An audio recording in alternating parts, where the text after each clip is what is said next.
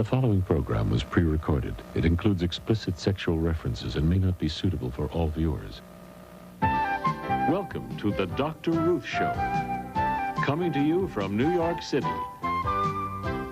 with Dr. Ruth Westheimer and co-host Larry Angelo.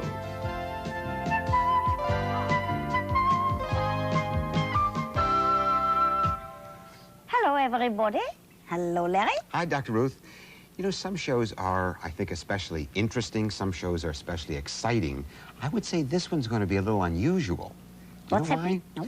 Did you ever go to the big rock concerts with not only loud music and performers dancing, but smoke puffs coming up on the stage and electric lights? I don't think, first of all, it's such loud music that you can't talk, and I like to talk. No, I have never been. Well, I'm glad you're here for the show. Good that you have this kind of program, because we're going to be visited tonight by a man who was associated with a group that is just all of those things and maybe a little more, KISS. His name is Gene Simmons. He'll be joining us later on. Also unusual, you'll be dealing with a problem in therapy, which I don't think I've heard discussed on this program. Probably to go to a therapist. I see. Well, stay right where you are. Dr. Ruth talks to Gene Simmons of KISS right after these messages. KISS.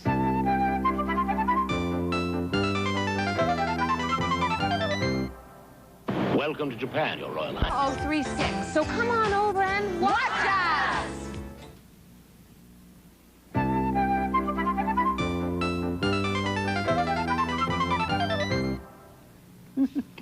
Guess what? Now I really have made it on television, because my next guest is a rock and roll superstar who has just made his 20th record called Asylum. Gene Simmons of KISS. Gene, you are so handsome. That's very nice. You look like the guy every mother wants her daughter to marry. But here you are, a few years ago, with your chains and your spikes and your makeup. And now, is this the real Gene Simmons? That's a great question. I think I should have a couch, though. To answer that. Yes, All right, the couch we'll do later in privacy. All right. Right now, is that the real Gene Simmons with those necklaces of dead people there? No, they're not dead people. What They're are they? just little skulls. Little skulls. Yes, baby ones and big ones, and there's one on my finger. Let me Isn't see. that nice? Yuck. Thank you. Yeah. That's the yuck is a good sign. Right? Yes. Tell me why. I don't know. Probably because a lot of people like you ask me why. So it's a conversation piece. Sure. It's the Fine. same way that necklace that you wear. Because when people Well, ask I me, was joking, you know, when you said, look at that Yeah. necklace you've got on. I said, oh my God, look at that necklace you've got on. Okay, but you like It's it. just because people Tell are always me inquisitive. Me? who, yeah. Who am I? I think that this is a part of me, but it's not all of me, just as you're not all of you. There are a lot of other faces that you have for other people, and so maybe this is just one part of the whole picture. And in another time, in another era, I may have looked differently. Maybe with, maybe I could have been a buccaneer or who knows what. They told me that you did outrageous things. On What? stage or off? No, But, on stage. Oh. On stage. I don't ask personal questions. On stage, that you did some outrageous things like throwing, spitting on the audience, and they loved it. They all adore you. Fire breathing and... Fire breathing, and they yes. love it. Yes, they love it. Do they love it because it's unusual? Do they love it because you are handsome? That's really true. That's very kind. Why do they love it? Why? What are all of these young people going absolutely Crazy about crazy when you appear? I think it's an outlet. When we get up on stage, they finally see 4 guys. The name of the group is KISS, incidentally. Yes, I like that. That part I like very much. Yes.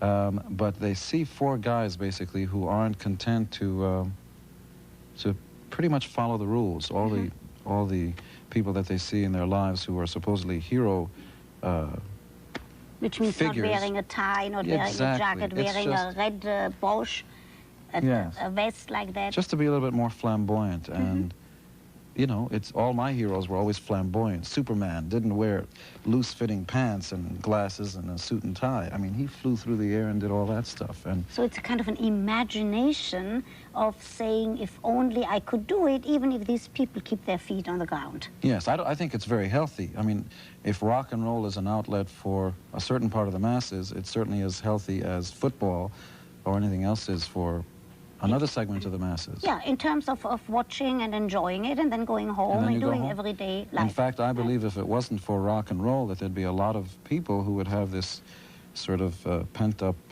stuff inside of them that they have to get out. It's almost like Dr. Yanov's scream therapy. You know that stuff? Yes, we read books, Yes, I do read some books and I know about that stuff. Now, about the real Gene Simmons, I understand you're now making a movie. Yes, in fact, it's done now. It's a movie called Never Too Young to Die. Yes, do you try, are you a different person there? Yes, I play a different person. I play a character whose name is Velvet, who is a very different sort of a character. Velvet is a hermaphrodite. A hermaphrodite is a person who's born with both sexual parts, sometimes different parts. But now tell me, how did that feel? I see that smile on you. How did it feel to be a man and a woman at the same time? Was the upper part a man and the lower part a woman?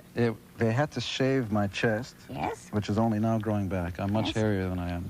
Okay. I'm much hairier than I am. I am much hairier, usually. Than you are right now, okay. And they had facelifts put on. They shaved off my sideburns and they stuck on these little things so that, you know, that stuff. Do that again, that looks cute. And so the upper part was a woman? The upper part, they stuck on things here, and then on the bottom, they put on a thing there. Okay. No, actually, they didn't put on a thing there. And did you make love to anybody? Yes. Did you make love to a man, or did you make love to a woman? It was a woman whose name was Vanity. It was more of a rape, though. I don't like that part. No. Well, it was a movie. Yeah, but I don't like rapes in movies either. Yes. Gene, I understand that you mimic me. Let me see that. I understand that you on the road in order to amuse yourself and your whenever we do sound checks, a sound check is before anybody's in the audience, before 20,000 people come in, we get up on stage and we test out the instruments. And so I have the sound system. And so all the road crew gets up and they're working, and of course they stop when I do you. Let me hear. When you go to the restaurant, I want you always to make sure that you have a cucumber, a nice long one and a fat one too. And what you do with this is you omelette, but this is good sex. And then they all feel very good and they start to be terrific. Now, on the stage, when you are on the stage, that's all right. I did say that, so I don't mind when people mimic me, especially famous people like you. If it's in good taste, absolutely it's great. Good taste. Let me ask you something. How does it feel? Because what I'm interested in sometimes is the psychology of people like you, superstars. Once, let's say on the road, once here you perform in front of 20,000 people, and then afterwards, after the party, and let's say 2 in the morning, it doesn't matter what time, then Gene is alone with Gene. Let's suppose that at that particular time you don't have a woman with you. This kind of transition, how do you do that? How do you say to yourself, okay, right now I'm just myself, I'm not performing. I have to look in the mirror and I have to be with myself. Is that difficult? I don't think that part isn't the difficult part. If there's a transition that happens, it's before you get up on stage. There's a sort of a quantum leap in your adrenaline in your body, and you become a larger person on stage. The audience does that to you naturally. Getting off the stage is a gradual thing. Once you get off stage, that adrenaline takes a while to come down. It is true that the tendency for most people in front of the media is to believe all the stuff you read about yourself, in which case... The good stuff. Well, the good stuff and the bad stuff, unfortunately. Some people really believe, you know, he plays badly or he's all ugly or whatever, and people start believing that. So if you're not careful, you can hurt yourself. And a lot of famous people do. A lot of people and that's really a concern for psychologists like myself. Now, you are going on the road for a couple of months now. For another 5-month tour. How do you manage to do that? Every night in another place? It's not difficult. For me, I don't have a sense about things. I don't care if I have a home here or a home there. It doesn't matter to me. Home is where I am. So being in a different city every night has no effect on me at all. What happens... Yeah, I see the twitching. It's a joke. But what does happen? Every city that I go to, I'm surrounded by the same people, my family. In other words, the touring group, the guys in the band, the road crew, I know the same people. And you really get treated like a king. People carry your luggage, limousines pick you up. Very nice. My instrument isn't even tuned. I don't tune it. Somebody else tunes it for me. And you trust them? Oh, even with your instrument? Believe me. What about the groupies? Yes. How do you react to that? Very lovingly and carefully. No. How do you manage to not be overrun and overwhelmed? One is selective. One is careful. But it's really strange that before I ever picked up a guitar, I always used to dream of, being up on stage and being mobbed and stuff. Mm-hmm. It happens. And when it happens, actually part of it feels good. It's wonderful. Whether or not... I like when somebody's honest and says that you great. Enjoy that. Of course I do. Are you ever going to get married and have children? Is this a proposal? No. I'm married. Oh, I see. You're much too young. I have 2 grown children. Are you getting married? I don't think I ever will, no. No? It's not really for me. I don't believe everybody should get married. And I know enough about myself to know that on my wedding night, I'll probably be with the maid in the closet or something. Oh, that would be sad. And children? I have none that I know of, no. No. But that you might change your mind. I doubt eventually. It. I really doubt it. I know everybody goes, oh, you'd make such a good daddy, you know. It's not for me. I don't like the sound of babies crying. I really don't. They grow up after a while. They don't stay so small. Yeah, but for the first 5 or 6 years. That's true. It's difficult. Not for me. Okay, I do wish you lots of good luck, and I do thank you very much for a superstar like Gene Simmons to be on my show. That's terrific. Thank you. Thank you. We'll be right back to take some more phone calls and answer viewer mail, so stay where you are. Don't you feel wicked being in my bedroom? I think that little blonde... Here on Lifetime.